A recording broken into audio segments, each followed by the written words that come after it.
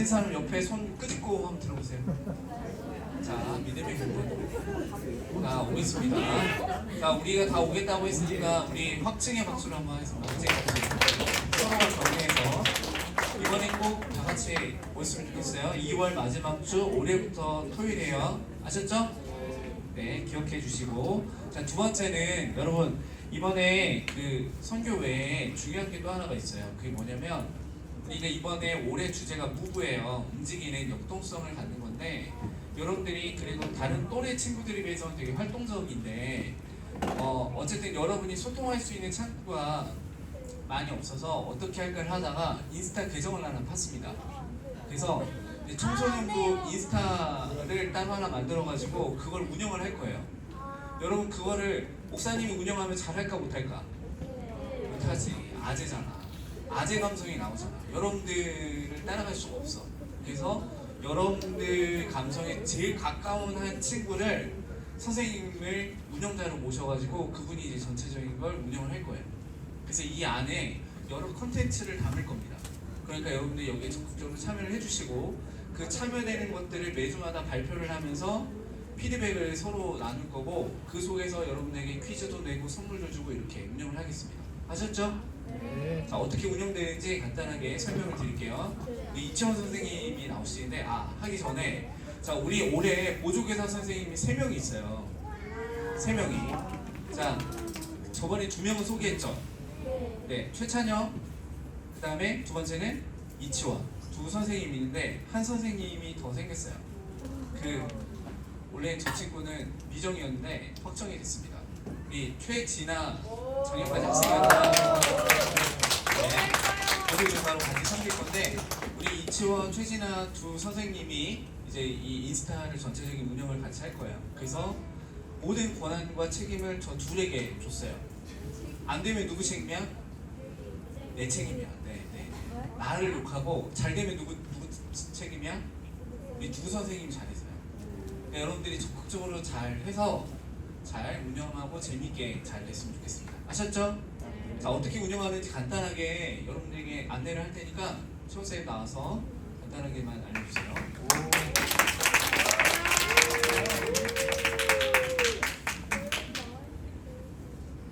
자, 뭐 크게 특별한 건 없고 지금 다들 핸드폰 있으면 바로 꺼내서 할로우를 합시다.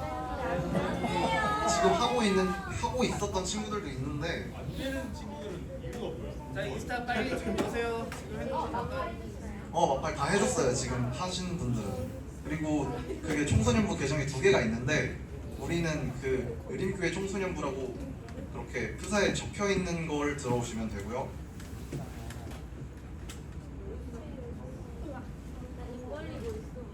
하트 있어요, 없어요? 네? 하트 있어요? 잠시만요.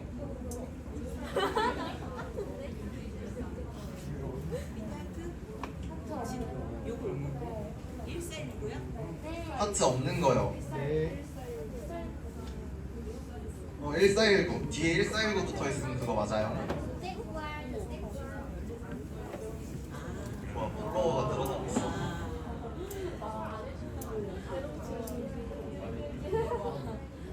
키 작아서 가려져. 키 작아서.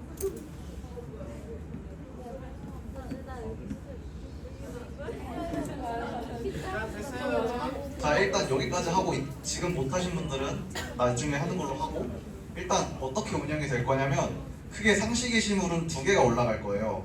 첫 번째 하나는 우리 지금 예배 드리고 있는 거 목사님 말씀하신 거 간단하게 정리도 할 거고 그 주 찬양 뭐 불렀는지 같은 거 정리해가지고 하나 올릴 거고 그리고 나머지 하나는 지금 올라가 있는데 우리가 토요일마다 청소년부 찬양팀 친구들이 토요일에 와서 연습을 하는데 그 사진이랑 영상을 올리는 거 해서 크게 2개로 운영을 할 거고 나머지 이벤트들은 이제 저희가 공지를 하면 그거 보고 해주시면 됩니다. 이상입니다. 이제 우리가 예배 때 하부타도 할 거여서 하부타 내용들이 피드백이 소라하기 어려웠는데 여러분들이 이제 하면 했던 것들 모아서 뒤에서 다 사진 찍어가지고 올리고 하부타 하면서 여러분들이 궁금했던 거 Q&A를 물어보면 거기에서 대답하고 하는 것들을 가져갈 겁니다. 그리고 이달에 하부타 왕 같은 것도 뽑을 거고 그리고 여러분들 개인을 알아가요 라는 차원에서 이제 선생님이 찾아가서 인터뷰도 여러분들 딸 거예요.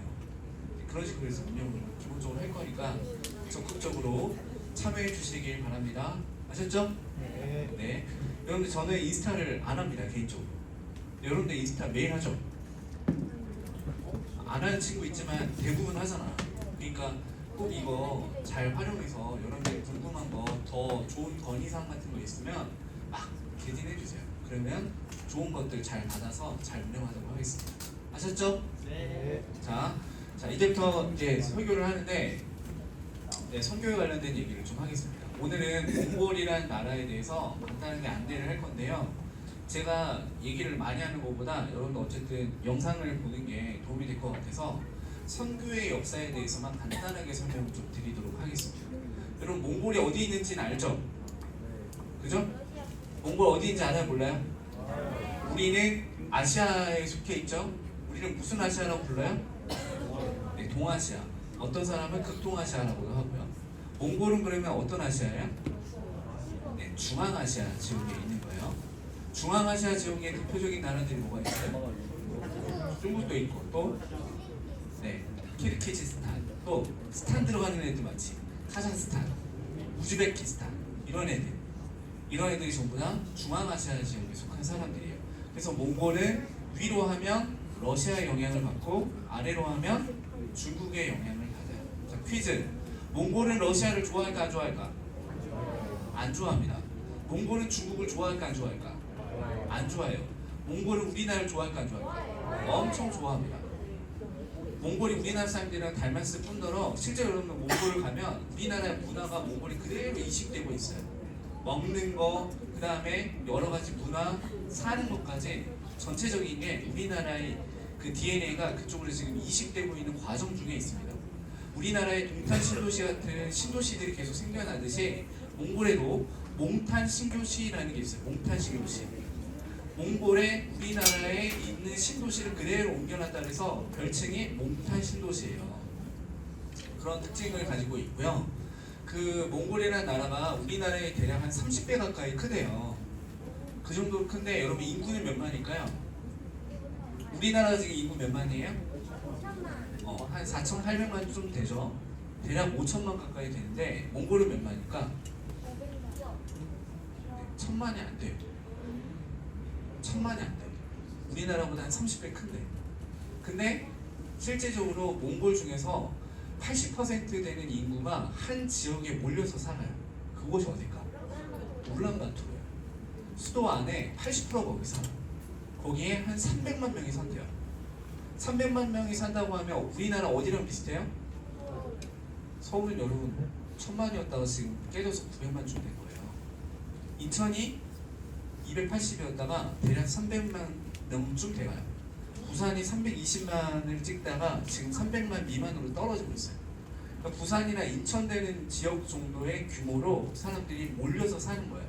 그래서 울란바토르에는 가면 네, 끊임없는 경적 소리와 끊임없는 매연을 맡게 된다고 합니다. 그러니까 계속해서 산업화가 이루어지는 도시예요. 근데 몽골이라는 나라의 특징 중에 하나가 보면 산이 없어요. 남부로 내려가면 제일 유명한 사막이 있어요. 그 사막이 네, 고비 사막. 그 사막에서 뭐가 불어요? 네, 황사가 불어서 우리나라에 계속해서 황사가 날라왔죠. 봄의 영향을 받는 거죠. 북서풍을 부니까, 그죠? 그래서 우리나라에서 그 했던 활동이 뭐예요? 네, 고비 사막에 나무를 심는 거를 지금 수년째 하고 있죠. 그래서 많이 녹지화가 되고 있는 과정에 있습니다. 이제 그런 특징들이 있고, 울란바토르가 몽골의 중심에 있다 보니까 서부로도 동부로도 북으로도 남으로도 내려갈 수 있는데 서쪽으로 가도 네, 도로가 없고요. 동, 북, 남 다 도로가 없어요. 도로가 울란바토르 주변만 있고 나머지는 전부 다 아직도 황폐화되어 있어요. 그래서 어디든지 사람들이 말을 타고 다니고 어디든지 동물들이 8천만 마리 정도가 되는 1억 마리 가까운 그 마리의 양과 염소와 낙타와 이래들이 그 인구의 대다수를 차지하고 있는 국가입니다. 여러분 그래서 심지어 제주도 가면 뭐가 많아요? 제주도 귤이 많지. 근데 뭐가 동물이 있잖아. 말이 있죠. 그 제주도에 말이 왜 많을까? 여러분 옛날에 몽골인들이 제주도에다 말을 풀었대요. 근데 그 말들이 자라서 지금 제주도에 말이 그렇게 많다고 합니다. 뻥이 아니고 설민석 씨가 얘기한 말이에요. 진짜겠지. 그런 유래가 있대요. 그래서 심지어 그 옛날에 뭐 한라산 보면 식생이 달라진다고 해요. 식생이 500에서 700m 사이가 이상하게 계속해서 침엽수가 있으면 화렵수가 있고 막 이렇게 바뀌어야 되는데 이상하게 700에서 500 사이에 평야 지역이 있대요. 그 이유가 뭘까? 네, 거기를 전부 다 밀어버리고 말과 염소 이런 애들이 먹을 수 있도록 태생을 그렇게 바꿨다고 합니다. 그게 제주도의 식생 중의 특징의 하나라고 해요. 그러니까 그만큼 몽골인들도 나름 평야 지역 내에서 전 세계를 호령하면서 살았던 역사의 한 중심에 있던 국가이기도 합니다. 그래서 여러분이 알고 있는 칭기스칸이 어딜 가나 볼 수 있고 그 칭기스칸이 점령했던 그 도시가 전 세계에서 가장 넓은 국토를 차지한 나라가 어디였어요? 어디가 제일 많이 먹었어? 흔히 여러분이 알고 있는 땅 따먹기로 제일 많이 먹은 유명한 사람도 있죠. 누가 있어요? 네, 알렉산더도 있고 나폴레옹도 있고 칭기스칸도 있죠. 이 세 개 중에 누가 제일 많이 먹었을까? 네, 칭기스칸이 1등이에요. 이만큼 칭기스칸이 큰 영향력을 발해서 있는데 칭기스칸 특징 중에 하나가 뭐냐면 그 나라를 리스펙합니다. 그래서 걔네들이 나를 지배에 따르겠다라고 하면 걔네들 더 이상 죽이지 않는데 거부하면 모두를 죽여버립니다. 이게 말살 정책을 폈어요. 그러다 보니 좋게 얘기하면 토착 문화를 인정하다 보면서 칭기스칸이 살고 있던 그때에 복음이 전해져요. 몽골이라는 곳에 맨 처음에 복음이 전해진 것을 대략 5세기에서 6세기경으로 봐요. 러시아에서 밑으로 내려온 그 카톨릭의 한 분파였던 종교가 그들에게 전해지고 서부에서 동부로 비단길을 통해서 서로 상인들이 교류를 하면서 복음이 전해집니다. 그런데 그 복음이 활성화가 된 건 칭기스칸이 전 유럽과 일대를 다 먹고 난 다음에 자연스럽게 그 종교를 받아들이면서 몽골인들도 기독교를 믿는 사람들이 생겨납니다. 그러다가 이 칭기스칸이 죽고 난 다음에 몽골 제국이 멸망을 해요. 중국에 의해서. 그 나라가 여러분이 알고 있는 한족에 의해서 멸망이 되죠. 그 한족에 의해서 세워진 조선의 그 중국의 국가를 뭐라고 불러요? 명나라라고 부르잖아. 그 명나라가 그 몽골을 함락을 시키고 난 다음에 그들이 가지고 있던 종교인 불교가 1900년대까지 이어지게 됩니다. 그러다가 1990년도에 몽골이라는 나라가 공산국가화 됐던 것이 1990년도에 공산국가가 없어지면서 민주화 바람이 불어요. 이때 폐쇄적이었던 국가가 이제 자유도시처럼 바뀌어가면서 글로벌하게 사람들이 막 들어가요. 그 중에 NGO 단체가 되게 많이 들어갔고 종교 단체가 되게 많이 들어갑니다. 그러면서 자연스럽게 종교가 전해지게 됩니다. 그래서 본격적인 복음의 첫 시작은 물론 역사로 얘기하면 5세기, 6세기이지만 실제적인 현대적 사회에서의 복음의 씨앗은 1990년대에 뿌려졌다라고 봐요. 그러니까 몽골은 실제적으로 그 선교의 역사가 30에서 40년 정도밖에 되지 않아요. 이때 복음이 전해지면서 사람들이 예수를 믿기 시작하고 동시에 번역이 이루어집니다. 그러면서 우리가 알고 있는 한국어 번역도 이루어지고 몽골어 번역도 이루어지면서 사람들이 급속도로 지금 이제 예수를 받아들이는 특징을 갖는 나라 중에 하나가 몽골이에요. 이해되셨어요? 이해됐어요? 네. 자, 이걸 기반으로 무슨 일이 있는지 영상을 보여줄 건데 3개 영상을 볼 거예요. 첫 번째는 이 몽골이라는 나라를 상식으로 알기 위해서 여러분을 소개하는 영상을 보고, 두 번째는 우리가 읽었던 사도행전 3장의 본문이 베드로와 요한이 안전뱅이를 고치고 하면서 실질적으로 사람들이 변하는 모습을 보여주는 초기 사역인데 그게 몽골 현장에서도 일어나고 있는 거를 목사님 받아봤어요. 그걸 보고 세 번째는 우리가 가게 되는 선교 활동이 어떻게 이루어지는지 작년에 다녀왔던 사람들의 모습을 보면서 브이로그를 보면서 아, 올해는 우리가 이렇게 다가올 수 있겠구나 라고 여러분이 감정 체험을 하면 되겠습니다. 아셨어요? 네. 자, 첫 번째 영상부터 같이 보겠습니다. 첫 번째 영상은 10분 돼요. 13세기 유라시아 대륙을 대표한 제국, 바로 몽골이죠. 우리가 생각하는 몽골이라고 하면 걸음마를 떼자마자 말 타는 법부터 배우고 드넓은 초원 위를 누비는 칭기즈칸의 후예, 이런 느낌일 것 같아요. 그런데 최근 몽골의 상황이 심상치 않다고 합니다. 우리가 생각하는 것보다 거대한 용토를 가진 몽골, 이 사진을 보시면 한 지역의 인구가 집중되어 있는 모습을 확인할 수 있어요. 이 지역은 몽골 전체 면적의 0.3%, 이곳에 몽골 인구의 절반이 살고 있죠. 그렇다면 과연 몽골에서는 도대체 어떤 일이 벌어지고 있는 걸까요? 오늘은 이 내용을 한번 이야기해볼까 합니다. 자, 오늘 저와 함께 살펴볼 지식가이드는 몽골의 인구이동입니다. 중앙아시아 가운데에 위치한 나라 몽골, 북쪽으로는 러시아, 남쪽으로는 중국과 국경을 맞대고 있는 내륙국이죠. 아무래도 위아래로 거대한 영토를 가지고 있는 나라와 붙어있다 보니 체감상 몽골의 영토가 그렇게 커 보이지 않을 것 같아요. 그런데 이 몽골의 면적은 약 156만 4,116제곱킬로미터, 전세계 18위 수준입니다. 사실 전세계 18위라고 하면 얼마나 커다란 영토인지 실감이 안 드실 것 같아 다른 곳과 비교해보자면 쉽게 생각해서 몽골의 영토는 우리나라가 15개 뭉쳐있다고 보면 되고, 유럽 쪽으로 시선을 돌려보면 프랑스, 스페인, 이탈리아, 영국의 면적을 모두 합친 것과 맞먹는 크기입니다. 그런데 이렇게 광활한 영토에 사는 인구가 그렇게 많지 않거든요. 국토 면적은 세계 18위이지만 몽골의 인구 순위는 세계 132위예요. 2023년 기준 이 넓은 땅에 살고 있는 인구가 겨우 345만 명밖에 되지 않아요. 이 인구 수는 우리나라 부산의 330만 인구와 비슷한 수준으로 영토 비례 적은 수의 인구 수가 대충 체감이 되시죠. 이로 인해 몽골은 1인당 소유할 수 있는 땅 면적이 가장 넓은 나라이기도 합니다. 하지만 이렇게 적은 수의 인구 분포마저도 고르지 못하죠. 이 사진을 보게 되면 몽골의 인구 한 곳에 집중되어 있어요. 이 지역은 몽골의 수도 울란바토르입니다. 현재 울란바토르에 살고 있는 인구는 약 170만 명이에요.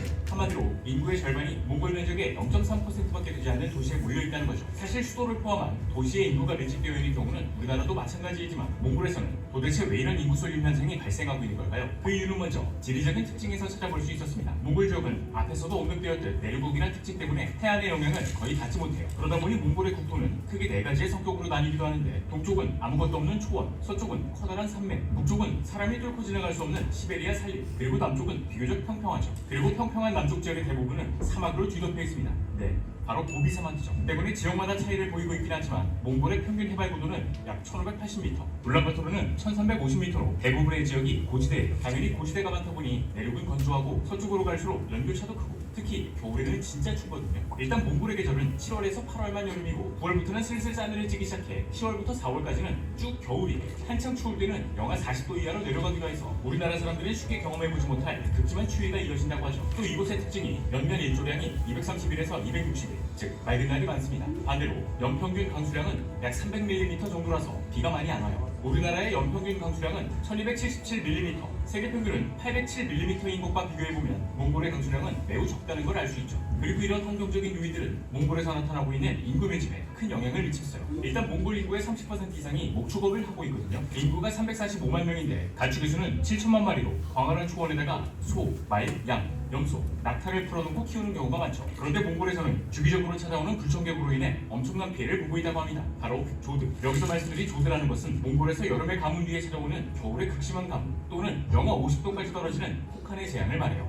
조드는 크게 눈이 많이 오지 않아서 가뭄으로 가축들이 물을 먹지 못해 죽는 하르조드, 반대로 눈이 너무 많이 와서 가축들이 떼죽음을 당하는 차강조드로 나뉘죠. 그리고 이 조드가 찾아올 때면 초원에서 뛰어놀던 가축들이 얼어 죽거나 먹이를 찾지 못해서 굶어 죽게 되는데, 이게 얼마나 심각했으면 과거 거대한 영토를 지배했던 몽골에서 전사는 화살 한 발에 죽고 부자는 조드 한 번에 망한다라는 속담이 존재할 정도예요. 실제로 1945년 발생한 조드로 인해 몽골 전체 가축의 3분의 1이 죽었던 적이 있었고 2001년에는 1000만 마리에 달하는 가축이 한 번에 폐사하기도 했어요. 그러던 2008년 몽골 역사상 최대 규모의 차강조드가 찾아와 몽골의 80%가 눈으로 덮이게 되었고, 이때 몽골 전체 가축의 무려 20%가 떼죽음을 당하게 되죠. 여기서 문제는 이것이 끝이 아닌 지난 2015년, 2016년, 2017년 연속적으로 조드가 찾아와 재앙이 펼쳐졌던 거예요. 가축들이 죽는다는 것은 이내 또 다른 연쇄작용으로 다가와 인간의 삶을 위협하기 시작했습니다. 목축업으로 생계를 이어가던 몽골인들은 가축을 잃게 되면서 빈민으로 전락했고, 더 이상의 경제활동을 할 수 없었던 유목민들은 고향을 떠나 몽골의 수도 울란바토르로 몰리게 되었죠. 그런데 이쯤 되면 들 수 있는 하나의 의문이, 도시에서 살려면 집값도 그렇고 물가도 그렇고 상대적으로 돈이 더 많이 있어야 하는데 가축이 죽으면서 전 재산을 잃은 이들이 어떻게 살아가는 걸까? 일 것 같아요. 그리고 이에 대한 답변은 바로 게르입니다. 게르, 몽골의 전통 가옥이죠. 아무래도 아주 오래전부터 유목민 생활을 하던 몽골인들이었기에 한 곳에 정착해서 살아가기보단 이곳저곳 움직이는 경우가 많았어요. 때문에 집 또한 한 곳에 정착하지 않고 나무로 뼈대를 만든 다음 가축의 털로 만든 천을 덮어 집을 만들었는데, 이 게르는 현재 200만 원이면 살 수 있다고 합니다. 결국 가축을 잃은 이들은 울란바토르 외곽 내버게 있는 낮은 산지에 게르를 짓기 시작했고 이 시점을 기준으로 약 60만 명이 울란바토르의 도시 빈민으로 유입되면서 아예 게르촌이 형성되었어요. 이로 인해 지난 2000년도만 해도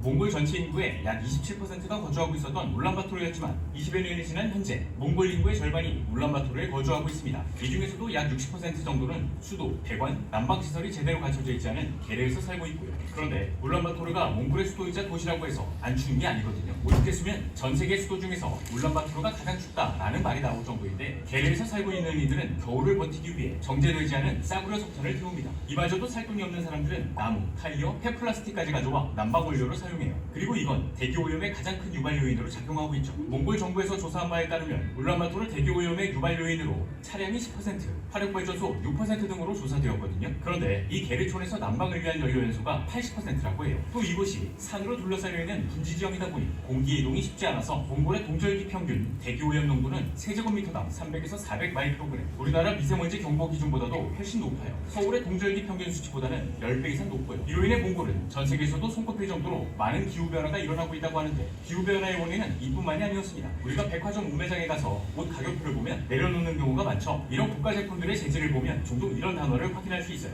바로 캐시미어. 캐시미어는 쉽게 말해 캐시미어 사냥 또는 염소의 털로 만든 섬유인데 이 몽골에서 캐시미어가 대표적인 산업 중 하나예요. 역사적으로 몽골의 유목민들은 양과 캐시미어 염소를 7대3 정도의 비율로 함께 길렀다고 하거든요. 양은 한 자리에서 풀을 뜯지만 염소는 이동하면서 풀을 뜯어요. 그러나 여기서 염소의 단점은 풀을 뿌리까지 파헤쳐서 뜯어먹는다는 것이었죠. 때문에 양과 염소의 비중을 맞춰 땅이 황폐해지지 않도록 한 건데 지난 1978년을 시점으로 몽골에서 캐시미어 산업이 경제에 크게 일조했고 질 좋은 캐시미어를 대량으로 생산해서 내다 팔기 위해 어느 순간부터 양보다는 염소를 더 많이 키우기 시작했죠. 당연히 염소는 풀을 뿌리까지 신나게 뜯어먹으면서 종자를 없애갔죠. 그런데 이 와중에 몽골의 겨울철 기온이 오르게 되면서 내리는 눈의 양이 크게 줄어들게 됩니다. 원래 몽골에서는 겨울철 쌓인 눈이 땅을 적시면서 가축들의 먹이 풀을 무성하게 해줬어요. 하지만 염소의 비중이 늘어남과 동시에 눈의 양이 줄어 이른바 사막화 현상이 진행되기 시작했죠. 이로 인해 2020년 기준 몽골 국토 면적의 약 3.5%에 달하는 토지가 황폐해졌고 이때 황폐해진 토지의 94.5%는 몽골의 목초지나 초원이었습니다. 결국 몽골 남쪽의 사막이 점점 북쪽으로 확장되고 있는 상황이죠. 이는 점점 더 많은 지역에 영향을 미쳐 현재 몽골은 국토의 90%가 사막화 현상을 겪고 있다고 해요. 그리고 이 문제는 몽골뿐만이 아닌 주변국의 자연재해 빈도를 급증시키는 원인으로 지목되기도 하는데요. 몽골에 쌓인 눈은 모래먼지가 일어나지 않도록 지면을 둘러서 황사를 막아왔다고 합니다. 하지만 이제 눈이 쌓이지 않으니까 바람이 불면 그대로 모래먼지가 날리고 모래먼지가 날리면 날릴수록 몽골의 토지는 점점 더 말라가고 있어요. 때문에 유목민들을 포함한 몽골인들은 황폐해진 지역에서 살 수 없다 보니 계속해서 울란바토르와 도시로 이동하면서 인구가 밀집되고 있고 이 현상은 또 다른 지역에서 사막화를 발생시키는 악순환의 굴레에 빠진 거죠. 그래도 이 상황을 몽골 정부가 지켜만 보고 있던 것은 아니에요. 이전부터 몽골 정부에선 다양한 형태의 도시 개발을 시도한 적도 있었고 이 중에는 신도시 건설 경험이 많은 우리나라가 수주를 따서 한국형 도시를 건설하고 있어요. 또한 조드가 찾아올 때면 축사를 지원해주거나 사료장부를 나눠주기도 하고 대기오염의 원흉을 제거하기 위해 빈민층을 대상으로 무연탄을 보급하기도 하고 장기적으로 봤을 땐 게르촌에도 중앙난방을 연결하는 등의 방안을 추진하고 있죠. 다만 세계에서 가장 빠르게 기후가 변화하고 있는 몽골인 만큼 난민은 계속 늘고 대기오염은 점차 심각해질 것으로 예상되는 현재 앞으로 몽골의 인구 이동이 어떤 방향으로 흘러갈지 지켜봐야 할 것 같네요. 자, 오늘의 영상은 여기까지입니다. 다음에 또 다른 안내서로 찾아뵙도록 하겠습니다. 지금까지 지시가이드였습니다. 감사합니다. 자, 몽골에 대한 기본적인 상식 안내도 보고요. 두 번째는 아까 얘기했던 몽골에 지금 계속해서 90년대 이후로 복음이 전해지고 있는데 그 복음이 전해지면서 믿는 자들이 엄청 늘어나요. 그래서 현지에서 지금 몽골인들, 목사님들 그리고 몽골인 내에서 신학교 여러 가지들이 상황이 생기면서 지금 신자들이 늘어나고 있거든요. 그 중에 한 집회 현장에 일어나는 기적 이야기를 좀 간단하게 같이 보도록 하겠습니다. 지난 13세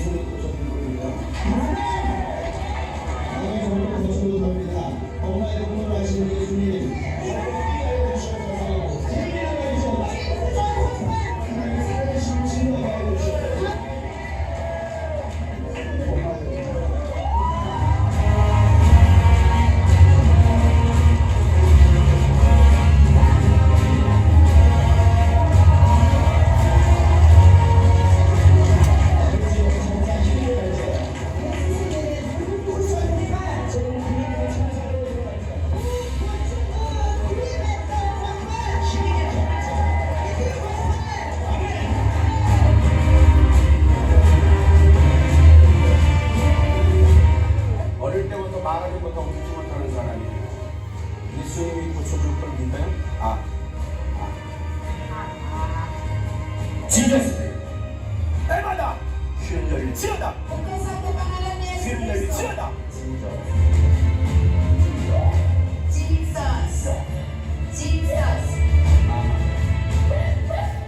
내가 예수의 이름을 명하노라 섭사 혀가 풀릴지어다 아멘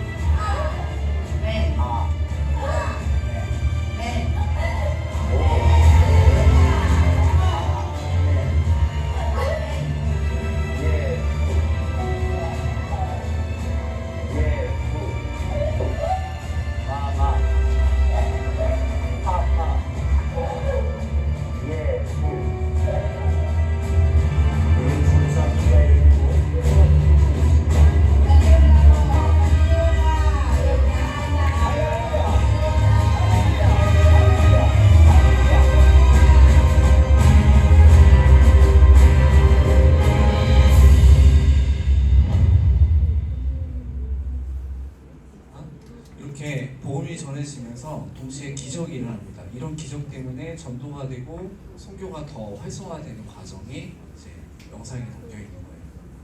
자, 마지막 영상은 작년에 우리 여러분 가게 되는 이제 현지에서 우리 가이드를 해주실 선교사님이 성함이 조장섭 선교사님이에요. 그 조장섭 선교사님이 작년에 일산에 있는 승리교회라고 하는 청년들이 가게 됐는데 그곳에서 전체적인 가이드와 안내를 해주셨거든요. 그래서 일산 승리교회에서 자라왔던 12박 13일의 여정을 브이로그로 이렇게 찍어가지고 만든 영상이 있어요. 그래서 우리도 가면 비슷한 여정을 이제 같이 하게 됐는데 참고하는 차원에서 같이 보면 좋겠다 싶어서 받아왔어요. 같이 보겠습니다.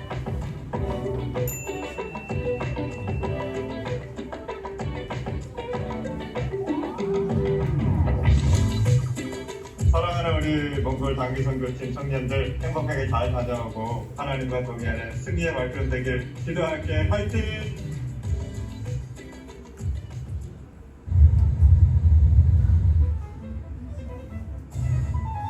시간은 요거는 스케줄이고 그때 상황에 따라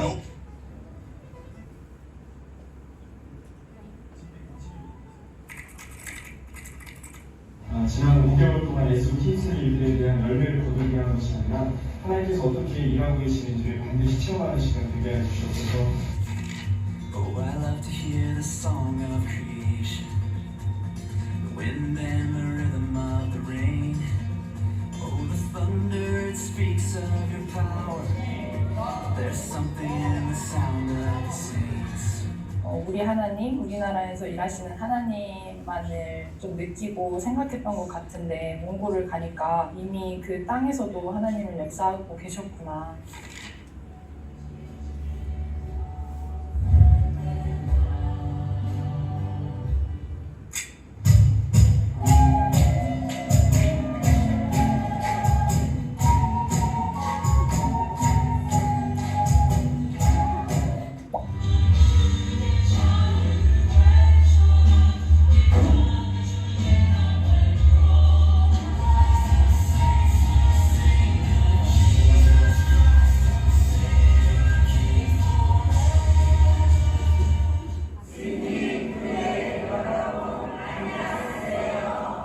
안녕하세요. 스님교회 성도들, 윌리엄 교회에서 인사드립니다. 전도여행팀으로 이번에 몽골에 와가지고 우리 애들이랑 섬겨주시고 너무너무 좋았어요. 스님교회 목사님 그리고 성도님들에게 감사하다 말씀드리고 싶었어요. 다음에도 다시 많이 몽골에 오세요.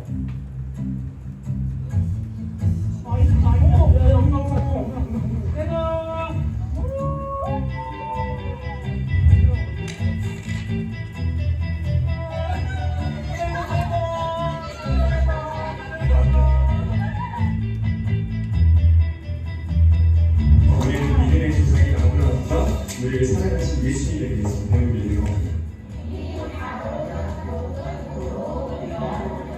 아이들이 하나님 알아가면서 즐거워하는 모습들을 보고 하나님께서 이 아이들을 어떻게 사랑하시는지를 많이 느꼈는데요. 이 아이들의 인생을 책임져 주시고 끝까지 그 아이들을 자라나는 동안에 고난과 환난 속에서도 아이들이 하나님의 평안 안에서 행복하기를 많이 기도했던 것 같습니다.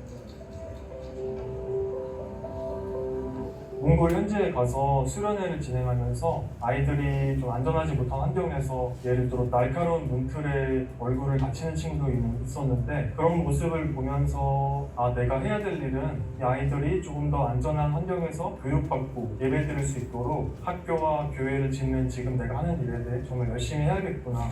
Багштай их гоё да. Тэгээ багш маань их надад ихэн залаа.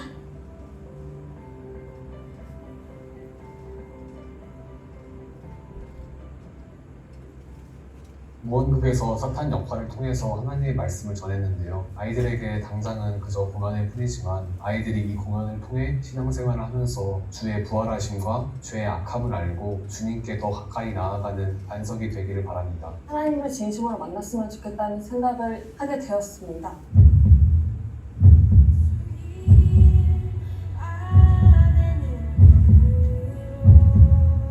2023년 우리 승리교회 청년부 몽골 단기 선교를 은혜 가운데 마치게 계신 하나님께 진심으로 감사하고 영광을 올려드립니다. 주신 은혜와 기쁨을 그대로 품고 우리에게 주어진 일상에서 매일매일 하나님과 동행하면서 하나님의 나라를 확장해가는 인생을 살았으면 좋겠습니다.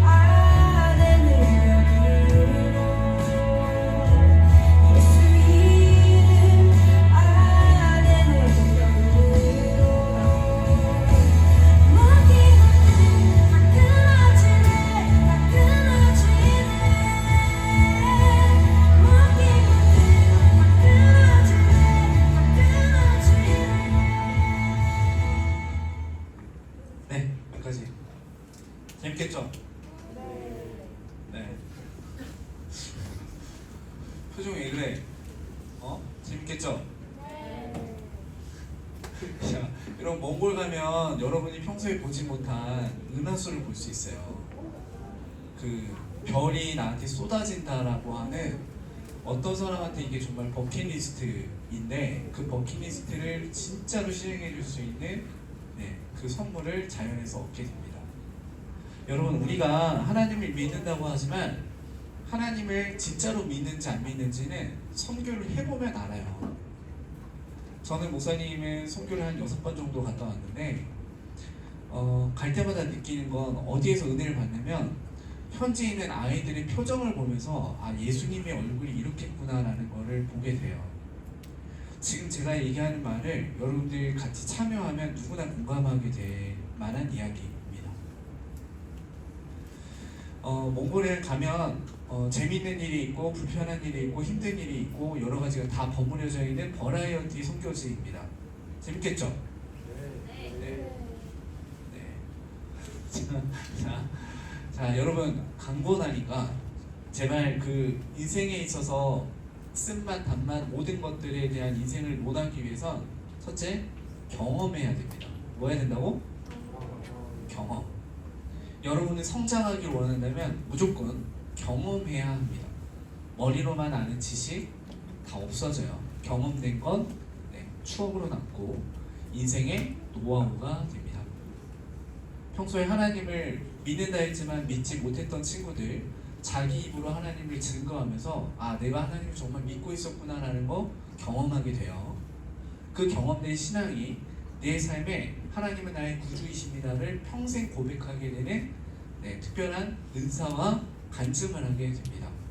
이것 자체만으로도 여러분 굉장히 가치 있는 일이에요. 자, 일정 빼시고 일정 중에서 여러분들 이제 이걸 준비하기 위해서 되게 고단한 시간을 가져야 되는데 그 귀한 시간을 같이 여러분들이 일단 결단해 줬으면 좋겠고 그 여기 이제 가는 여정을 다음 주까지 받아요. 언제까지? 다음 주요. 다음 주까지. 이번 주와 다음 주가 쫑이야. 그래서 그 다음 주에 티켓팅하고 끝 할 겁니다. 자, 그 저기 얼마나 그랬죠? 회비가?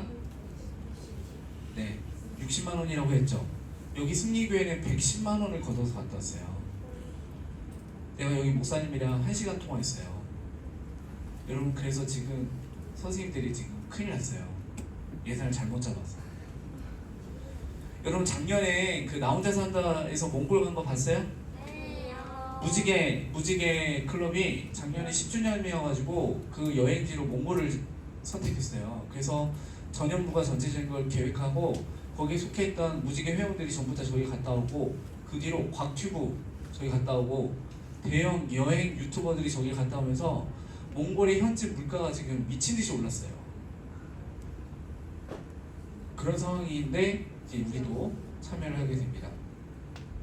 자, 기대하는 마음으로 이번 주 다음 주까지 시간 있으니까 선생님들하고 그리고 부모님들하고 상의하셔서 꼭 가는 친구들은 갈 수 있도록 했으면 좋겠습니다. 아셨죠? 자, 나는 좀 금액에 부담이 있다. 손 한번 들어보세요. 좀 얘기하기 어렵지? 그런 친구들은 선생님들한테도 얘기를 한번 해주세요. 방법을 같이 한번 또 고민을 해보도록 하겠습니다. 그리고 여기 가게 되는 친구들 혹시 부모님이 만약에 돈을 내준다 라고 하면 어떻게 해야 돼? 네, 감사합니다를 해야 되겠지만 갚아야 돼. 어떻게 갚아? 쿠폰 발행할 겁니다. 그 쿠폰으로 여러분이 열심히 갚아서 정말 아, 부모님에게도 가치 있구나 라고 느껴지게끔 여러분이 잘 해줬으면 좋겠어요. 자, 몽골에 대해서 좀 알게 됐어요? 알게 됐어요? 자, 이제 몽골 관련된 얘기를 여러분에게 소개했고 다음 주부터는 이제 그 지난번에 우리 서양 세계사 한번 쭉 얘기해줬죠. 그 다음에 다음 주부터는 성경 개관 한번 더 하고 특히 이제 창세기를 전체 한번 외워보는 시간을 갖겠습니다. 창세기 50장인데 50장 장제목을 한번 쭉 한번 외워볼게요. 재밌겠죠? 네, 금방 외웁니다. 미서쌤 다 외웠어요. 물어보세요. 다 알 거야. 작년에 청년들하고 외웠는데 다 기억하고 있을 거예요. 네. 자, 잘 갑시다. 자, 화이팅 한번 합시다. 화이팅. 좀 분위기가 좀 이상해 애매해서. 자, 화이팅. 화이팅 한번 하겠습니다. 제가 몽골 하면 여러분들 화이팅 하는 거야. 아셨죠? 알았죠? 자, 몽골. 아이, 화이팅 하면 손 내밀어야지. 원래 몽골 현지어를 알면 좋은데 내가 모르겠어. 몽골 하면 여러분 화이팅 하는 거야. 3번 할 거야, 3번. 몽골. 화이팅. 에이. 자, 몽골. 화이팅. 몽골. 화이팅. 몽골. 화이팅. 자, 우리 화이팅 외쳤던 이 기운찬 마음 가지고 같이 선교 여행 시작했으면 좋겠습니다. 기도하겠습니다. 사랑의 하나님, 말씀을 통해서 하나님께서 써내려가시는 하나님의 역사를 보게 됩니다. 우리는 우리의 역사를 써내려간다고 생각하지만 태초에 작정하셨던 하나님의 그 계획이 나의 역사 가운데, 나의 삶 가운데 그대로 녹여져 있는 모습들을 대면하게 됩니다. 지금까지 나의 삶이 나의 뜻만을 구하고 살았던 삶이었다면 이제는 하나님의 뜻이 무엇인지를 한번 발견해 보는 시간이 되게 하시고 하나님이 이루셨던 그 역사 가운데 나 또한 하나의 일원이 되어 그 거룩한 뜻을 함께 이루어가는 귀한 결단과 경험이 이루어지는 시간들이 되도록 인도하여 주옵소서. 우리를 사랑하시고 우리를 위해서 십자가에 돌아가신 우리 주 예수 그리스도의 이름으로 간절히 기도드립니다. 아멘.